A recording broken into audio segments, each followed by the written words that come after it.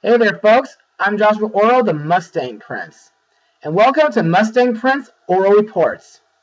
Joining me today is a very special guest, one that you've already met before.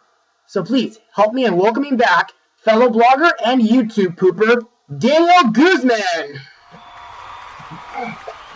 We're back again for another blog since last year.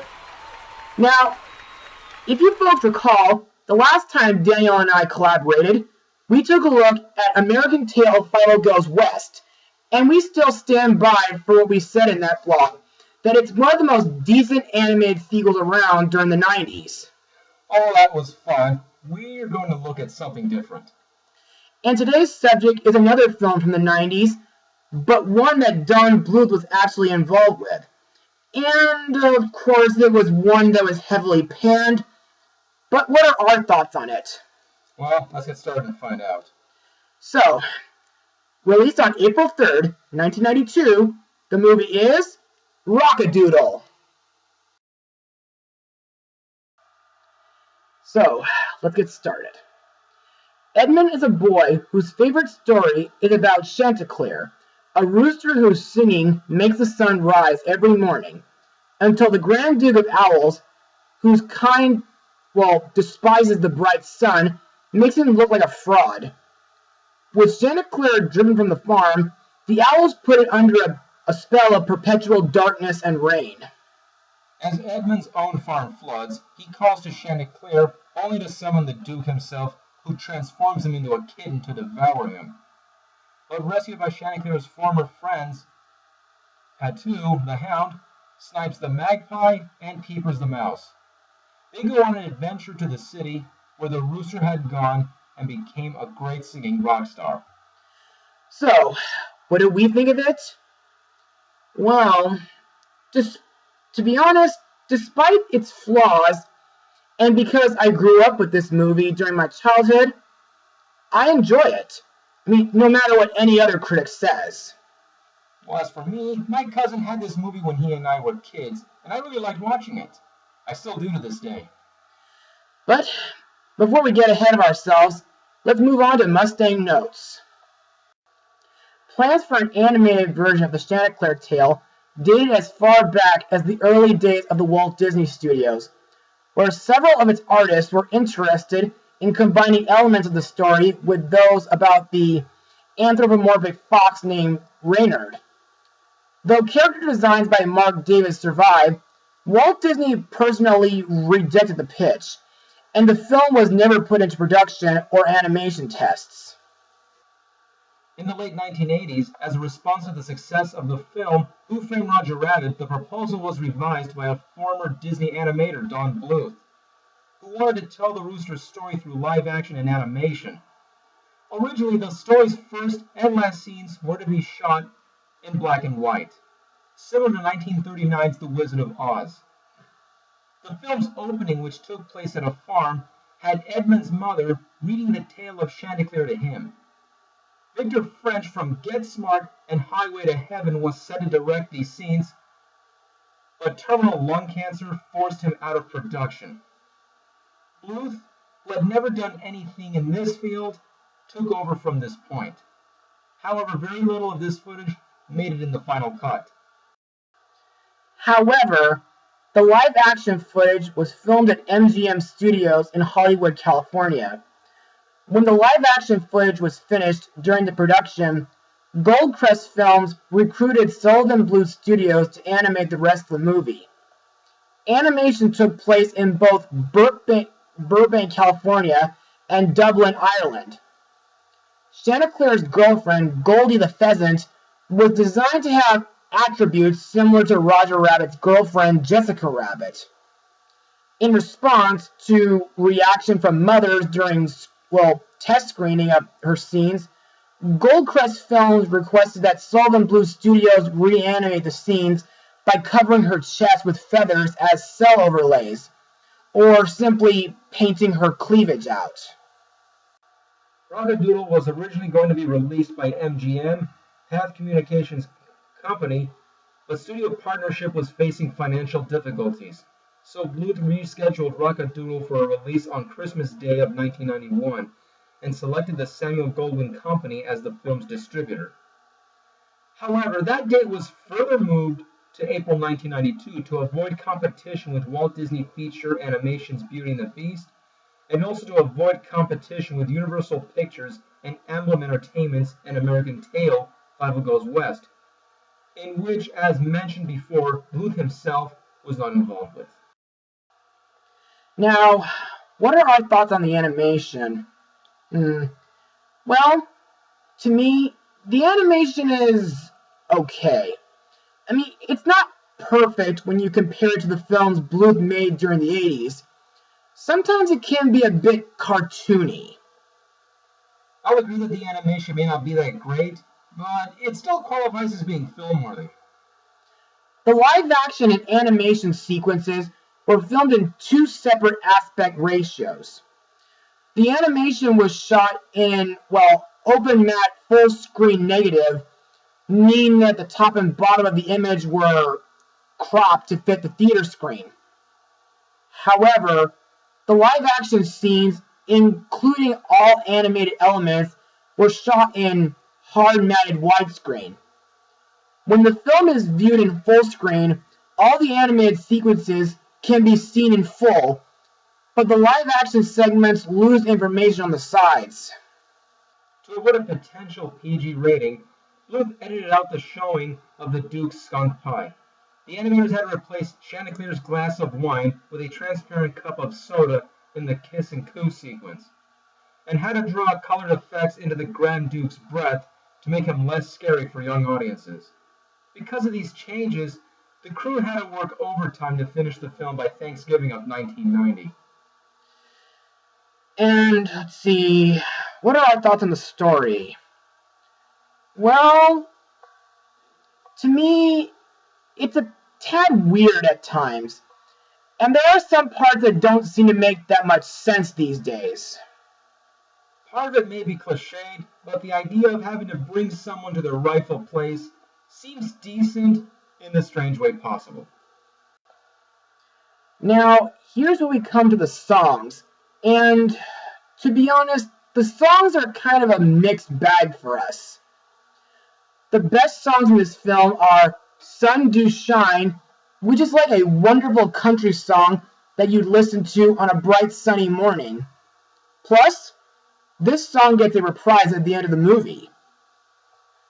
There are also songs like the title song Rock-A-Doodle, Treasure Hunting Fever, and Back to the Country, which I find are fantastic tributes to the king of rock and roll himself, Elvis.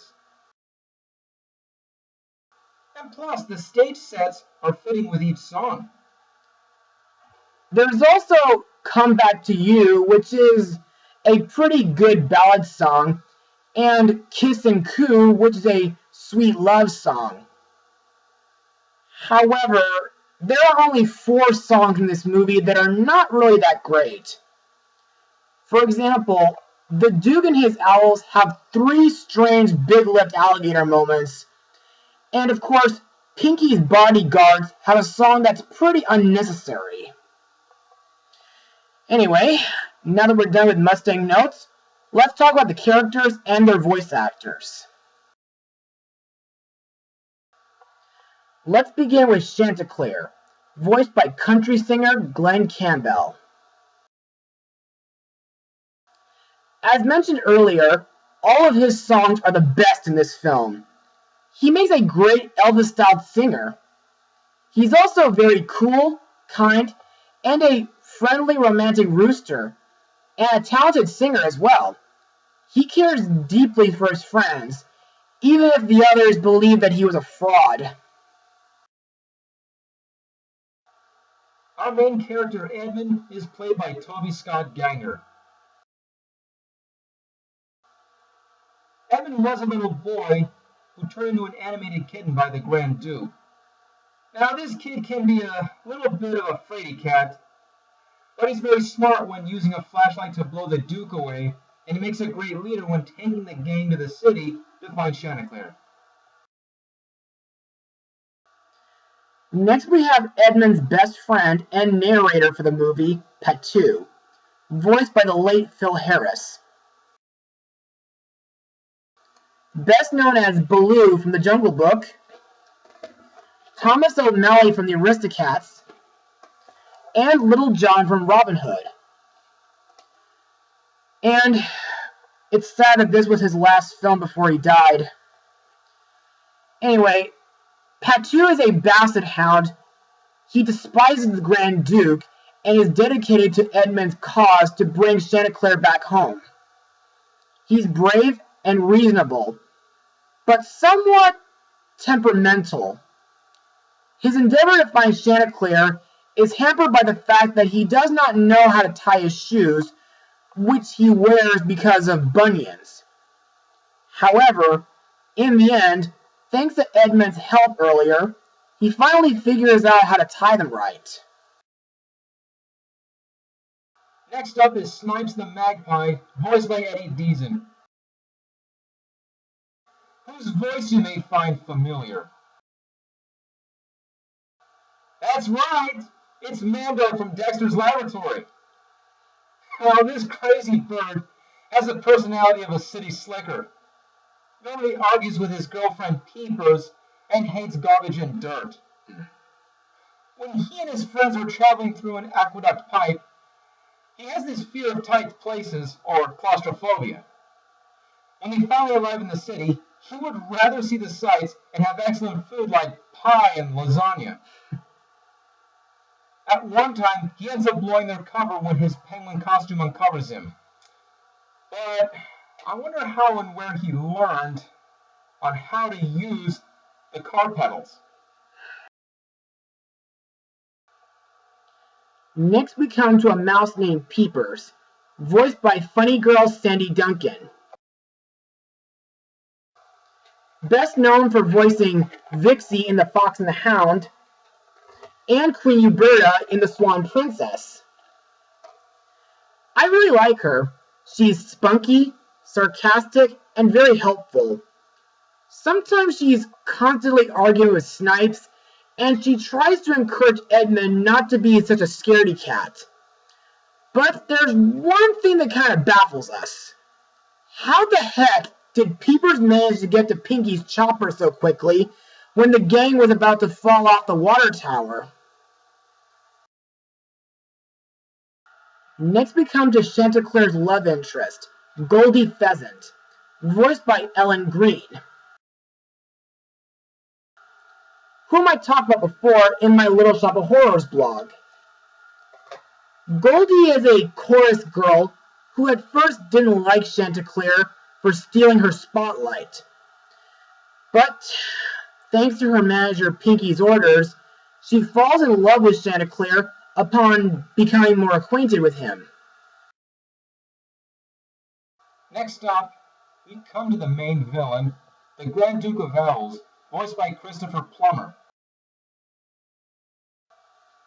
Best known from The Sound of Music, An American Tail, Up, and 9. And he also narrated The Madeline Show. He is a magical owl who despises Chanticleer as well as his passion for rock and roll.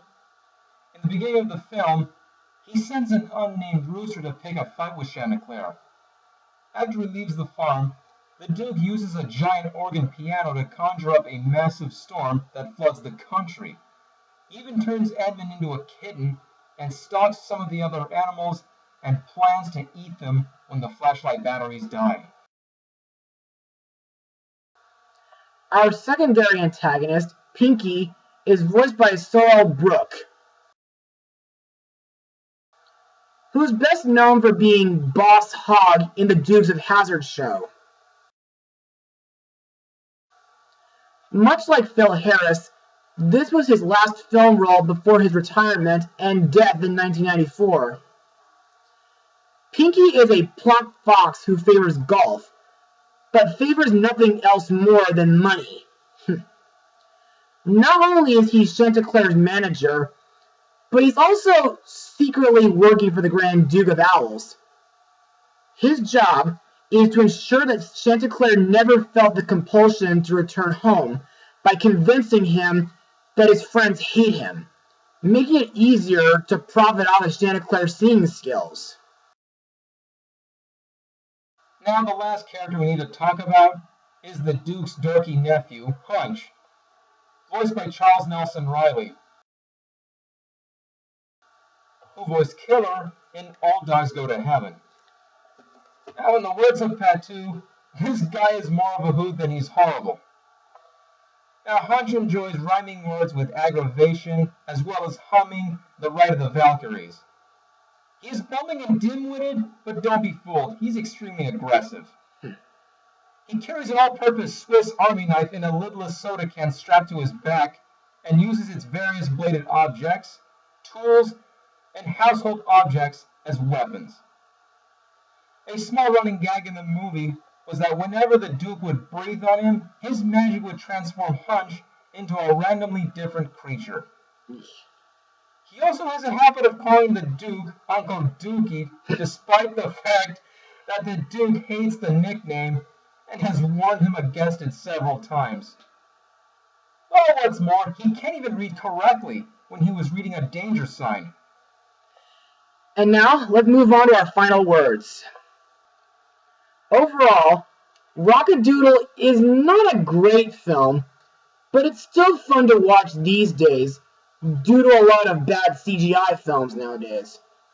The story's a little strange, the animation's okay, the songs sung by Glenn Campbell are a great tribute to Elvis, Edmund is a relatable character, the side characters like Patu, Peepers, and Snipes are hilarious, memorable, and fun, and the villains, though their songs are dumb, they are pretty threatening.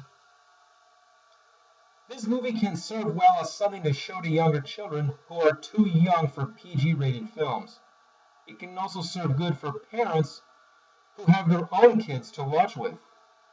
It's also a nostalgic gem for folks who grew up in the 90s. So together, we give this film a rating of 75% out of 100. It's not bad, it's not really great either, but it's more of a guilty pleasure. Well, that's it for today, everybody. I'd like to thank Daniel Guzman for joining me on another blog. Not a problem, Joshua. It's great to have done this again. I hope we can do this again soon. Me too, man. As for the rest of you at home, be sure to join me again for my next blog. Mustang Power!